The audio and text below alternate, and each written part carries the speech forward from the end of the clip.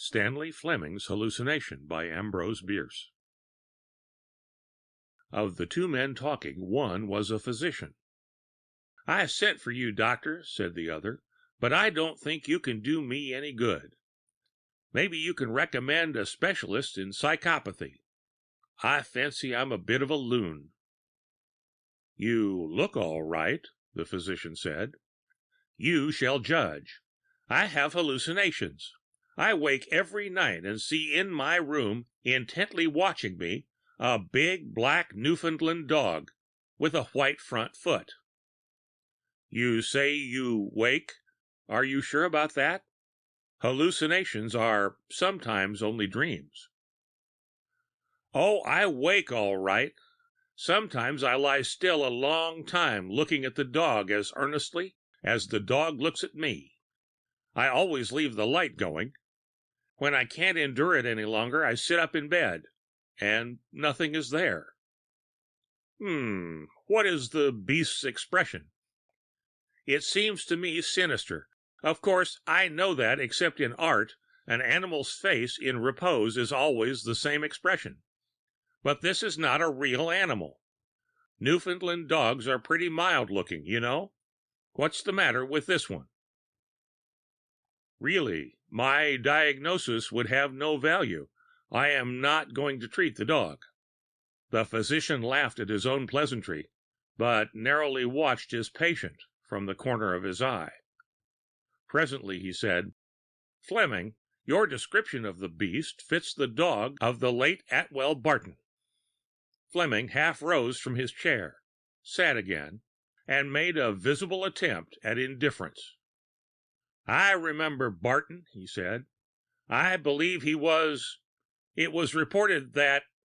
Wasn't there something suspicious in his death?" Looking squarely now into the eyes of his patient, the physician said, "3 years ago, the body of your old enemy, Atwell Barton, was found in the woods near his house and yours. He had been stabbed to death. There have been no arrests. There was no clue. Some of us have theories. I had one. Have you?" "I? Why, bless your soul, what would I know about it? You remember that I left for Europe almost immediately afterward, a considerable time afterward. In a few weeks since my return, you could not expect me to construct a theory. In fact, I have not given the matter a thought. What about his dog?" "It was the first to find the body. It died of starvation on his grave. We do not know the inexorable laws underlying coincidences. Stanley Fleming did not, or he would perhaps not have sprung to his feet as the night wind brought in through the open window the long, wailing howl of a distant dog." He strode several times across the room in the steadfast gaze of the physician, then abruptly confronted him, almost shouted, "What has all of this got to do with my trouble, Dr. Haldeman? You forget why you were sent for." Rising, the physician laid his hand upon his patient's arm and said gently, "Pardon me, I cannot diagnose your disorder offhand. Tomorrow, perhaps. Please go to bed. Leave your door unlocked. I will pass the night here with your books. Can you call me without rising?" "Yes, there's an electric bell." "Good. If anything disturbs you, push the button without sitting up. Good night."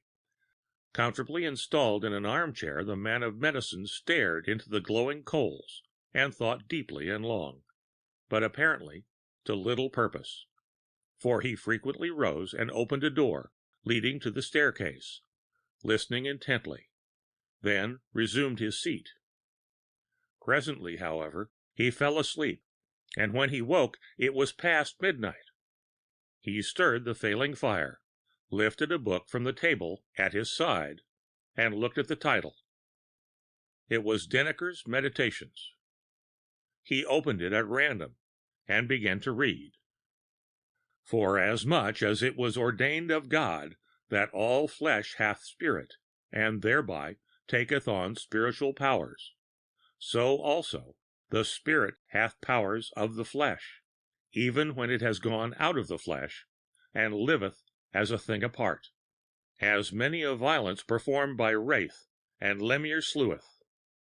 And there be who say that man is not single in this, but the beasts have the like evil inducement, and the reading was interrupted by a shaking of the house, as by the falling of a heavy object.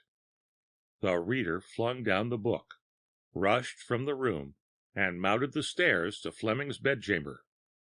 He tried the door, but contrary to his instructions, it was locked. He set his shoulder against it with such force that it gave way. On the floor, near the disordered bed, in his nightclothes, lay Fleming, gasping away his life.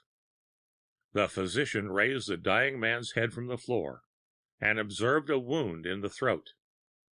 "I should have thought of this," he said, believing it suicide. When the man was dead, an examination disclosed the unmistakable marks of an animal's fangs deeply sunk into the jugular vein. But there was no animal. The end of Stanley Fleming's Hallucination, by Ambrose Bierce.